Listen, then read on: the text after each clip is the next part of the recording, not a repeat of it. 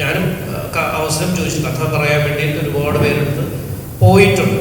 അപ്പോൾ ഓരോ പ്രാവശ്യവും കഥ പറയുമ്പോൾ നമുക്കുണ്ടാകുന്ന റിജക്ഷൻ എന്താണെന്ന് നമ്മൾ വീട്ടിൽ പോയിരുന്ന് ആലോചിച്ചിട്ടുണ്ട്. ഡിപ്രഷനൊക്കെ അടിക്കും, വിഷമം ഉണ്ടാവും, പലപ്പോഴും കഥ മോശം എന്ന് പറയും. അതിൻ്റെ പ്രശ്നം എന്താണെന്ന് ചിലപ്പോൾ ഒരാൾ മോശം എന്ന് പറഞ്ഞാൽ 10 പേര് നല്ലതെന്ന് പറയും. അപ്പോൾ ആ പുള്ളിക്ക് വർക്കായിട്ടില്ല എന്നുള്ളത് മാത്രമാണ്.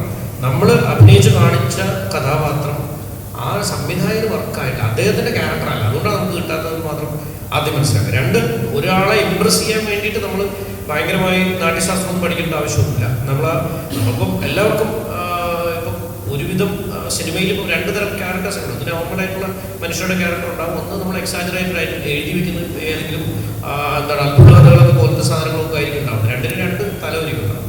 അപ്പോൾ നമ്മൾ ഏത് കഥാപാത്രമാണോ നമുക്ക് അത് നമ്മൾ മികച്ച രീതിയിൽ അവരുടെ മുമ്പിൽ പെർഫോം ചെയ്യാൻ കിട്ടുന്നൊരു 5 മിനിറ്റ് ആയിരിക്കും കിട്ടും. ഈ 5 മിനിറ്റ് പെർഫോം ചെയ്യാൻ എന്തെങ്കിലും പരിശീലനം ജീവിതത്തിൽ ചെയ്തിട്ടുണ്ട്?